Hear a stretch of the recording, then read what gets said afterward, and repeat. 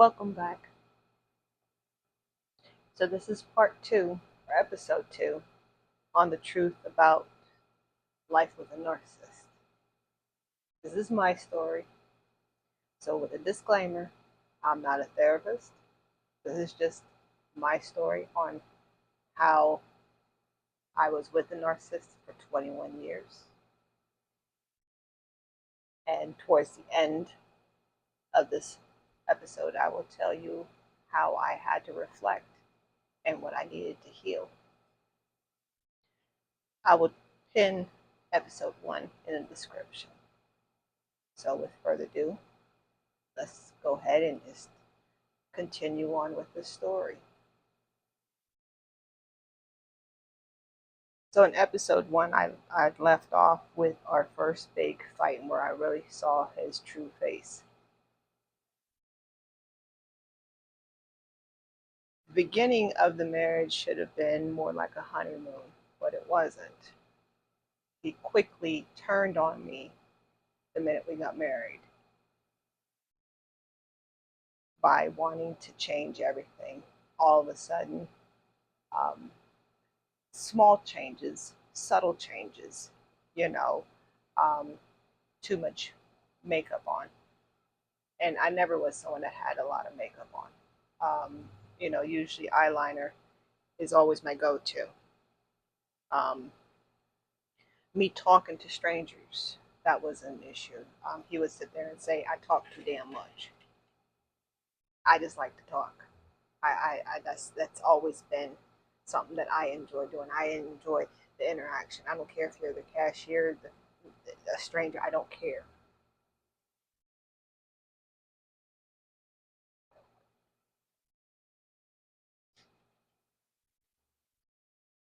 Another one of the big issues we had in the marriage was intimacy. Now, everyone again is different, but one sole purpose I wanted to get married was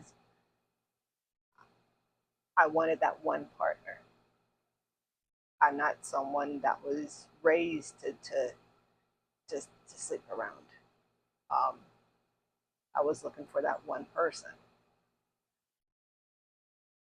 And maybe he knew it because at first, before we got married, he would say the reason why we were having lack of intimacy was because we weren't married. But then when we got married, I was putting so much pressure on him to have intimacy because I wanted to have a baby. So he was twisting it around.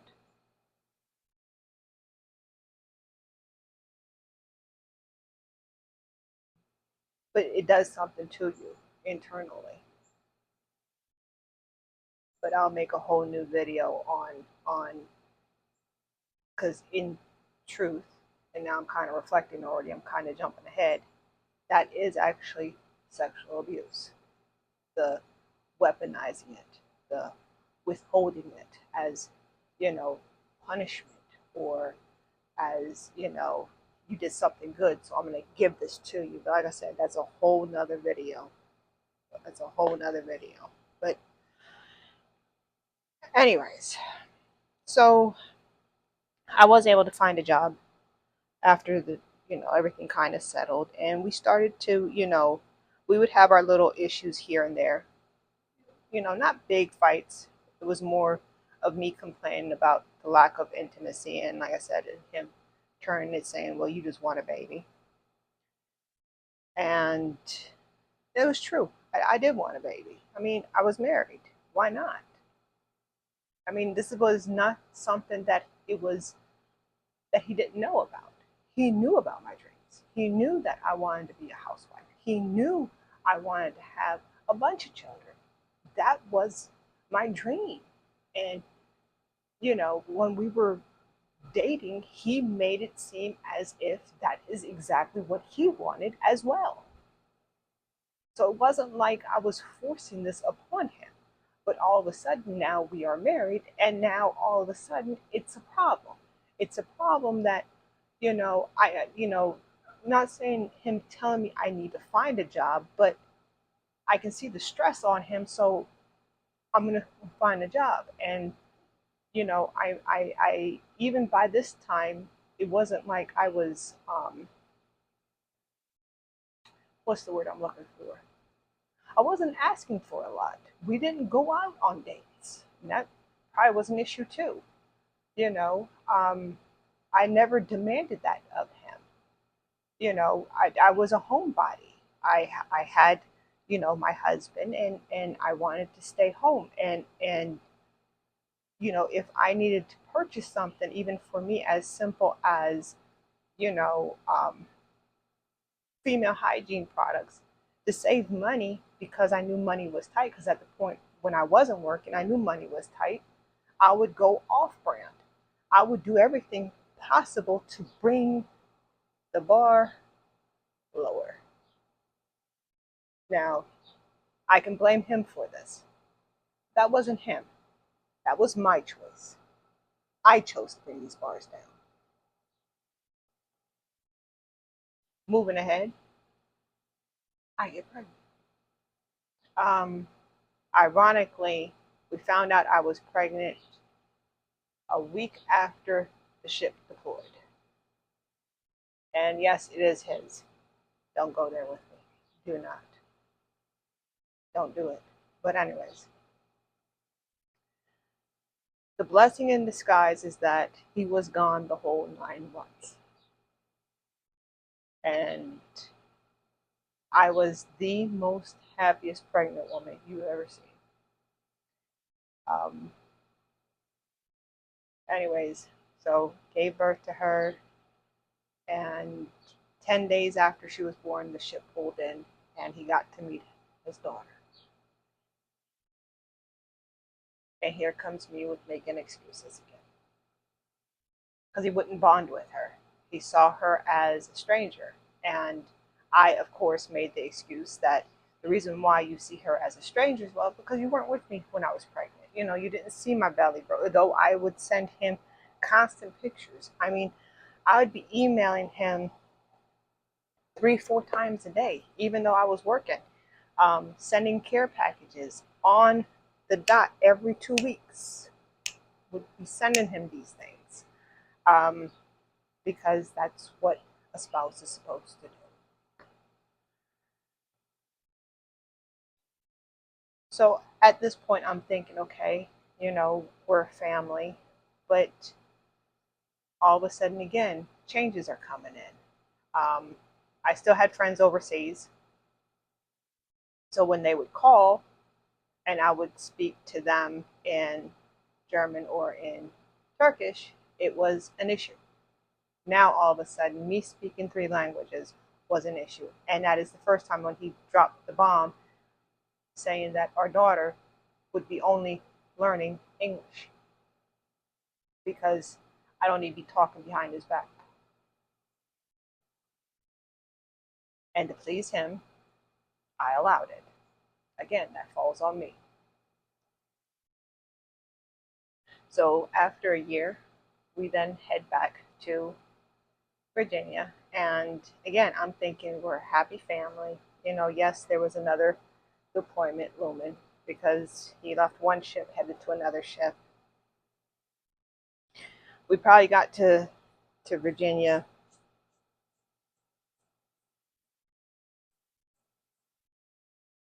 we got there probably in October. Everything was fine.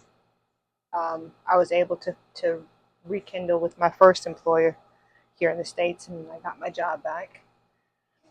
And, when our daughter was, since my mother in law was just across the pond, I would just drop her off. Again, just doing the typical, you know, husband, wife, trying to make things work. Did we have issues? Yes. Was he still drinking? Yes. Were we still bickering? Yes. However, I took it as this is normal, couples quarrel, but mind you, he was gone, right? So it's kind of trying to reconnect again, and now there's this little thing here, and this little thing is kind of starting to cause problems. He and I had another big argument.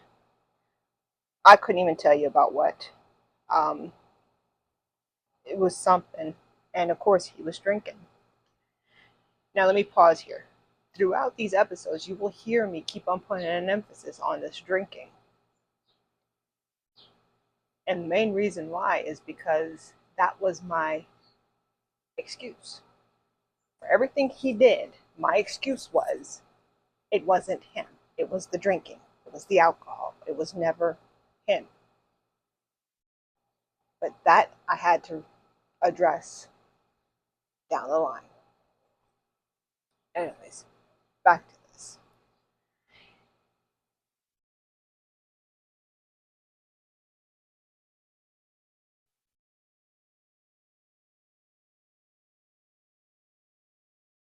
So remember when I said I saw his first anger? That should have been a hint and a half for me. But again, I'm thinking, I was the one that did something wrong. Well, here came the next one. I was holding our daughter. I was actually in a recliner. I was rocking her to sleep. She was probably at this point, maybe it was about 18 months at this point. And we are bickering back and forth. And not your normal, usually when I argued with him, words, him calling me the B word, him calling me a whore, that was normal already from the beginning, from the get-go. Calling me stupid and everything.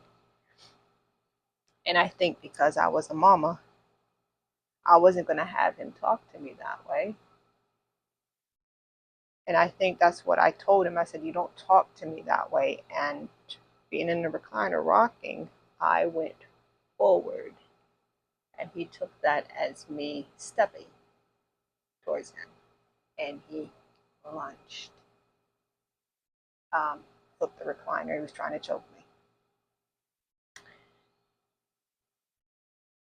I'm kicking, I'm screaming. She's crying in my arms. Finally, he gets off of me.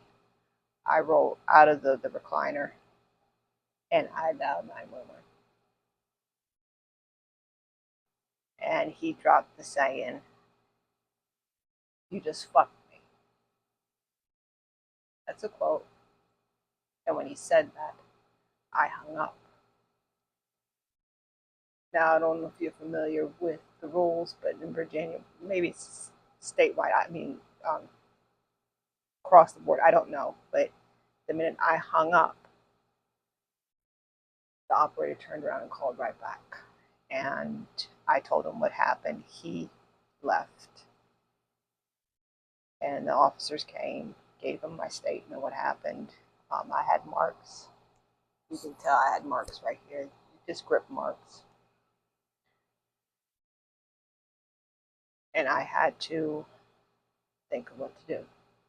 So that night, I went over to my mother-in-law's house and I told her what happened. My daughter and I, we stayed there the night. And then the next morning, well, for that, you're going to have to wait for episode 3. So what did I learn here? When someone shows you who they are, I should have believed it.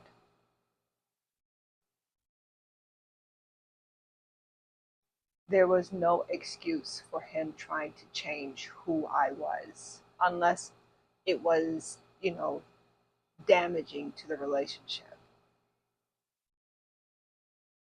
But to change someone because you're trying to control them, those should have been signs from him, withholding intimacy, which happened throughout the whole marriage. From him trying to change my spiritual beliefs, from him trying to change my cultural beliefs. Those were all signs that something was wrong. And those were also issues that I had to face in my healing journey. I had to reconnect with my spiritual side. I had to reconnect with my culture side. And I had to understand that because he stripped it, didn't mean that it was bad. It was just his way of destroying something because he felt threatened by it. And that was a key. And that was a flag. And that flag was already relevant from the very beginning of the relationship. So that's the end of part 2. If this content benefited you, please subscribe and hit the notification bell, because the next few episodes on this channel that I'll be posting is actually my story. I'm not telling you my story to get your sympathy. I'm telling you my story so that you can actually see how someone that actually survived a narcissist, how we got there and how we got out of it. Now again, it's 21 years. So am I being selective of telling certain stories? Yes. But the longer we were together, the bigger the fights got. And the worst hasn't even started, even with just this domestic abuse that I just told you about. Something to think about. I'll see you in the next video.